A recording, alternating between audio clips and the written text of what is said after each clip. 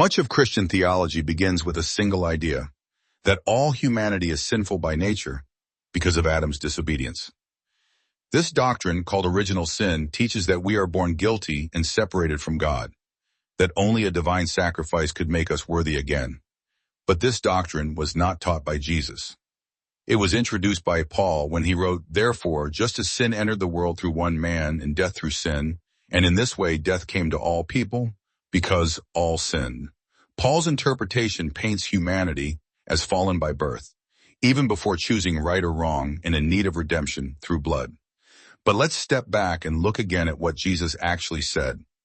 And ask honestly, who did he choose to build his church, and who did he entrust to shape its foundation and guidance? Peter or Paul? In the Gospel of Matthew, Jesus says to Peter, "You are Peter, and on this rock I will build my church."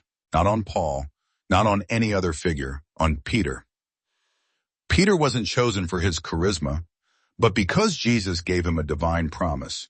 Whatever you bind on earth will be bound in heaven, and whatever you loose on earth will be loosed in heaven.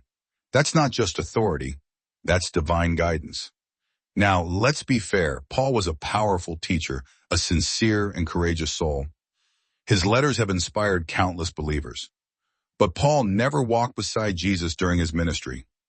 He came to faith through a vision, not through the teachings shared on the road or at the table.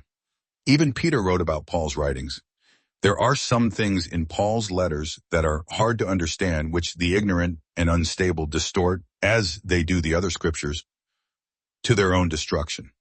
That warning proved true. The idea of original sin, Paul's attempt to explain the crucifixion, quickly became the foundation of church doctrine.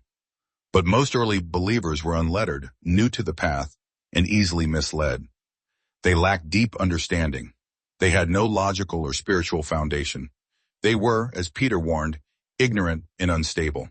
And so one short passage from Paul shaped the beliefs of billions, casting humanity as guilty from birth and Jesus as a divine scapegoat. A message of freedom became a system of guilt. A gospel of empowerment became a gospel of inherited shame. Why does this matter? Because much of what is now considered Christian doctrine did not come from the mouth of Jesus. It came from interpretations, from metaphors mistaken for mandates.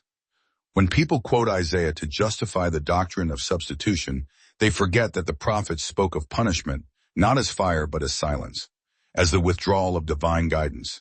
Ezekiel, Jeremiah, and Isaiah all warned, "If you forsake the covenant, God will not destroy you. He will leave you without light." And this is what happened. The people rejected Zechariah. They rejected John the Baptist. They rejected Jesus, not because they were evil, but because they misunderstood. They expected strength in invincibility, not in truth. They expected a king, not a carpenter. Even Peter, in a moment of emotion, once tried to stop Jesus from accepting his fate. "This shall never happen to you," he said. And Jesus turned and replied, "Get behind me, Satan. You are a stumbling block to me. You do not have in mind the concerns of God, but only human concerns." It was not a rejection of Peter. It was a rejection of the mindset that sees divine truth only in outward strength. To misunderstand the mission of a prophetess, to walk in the footsteps of those who opposed him. So who built the church?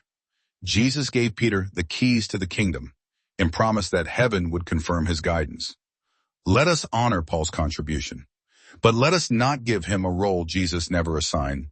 Let us step out of the shadow of original sin and into the light of original purpose, to seek truth, to live with justice, and to follow the Spirit of God.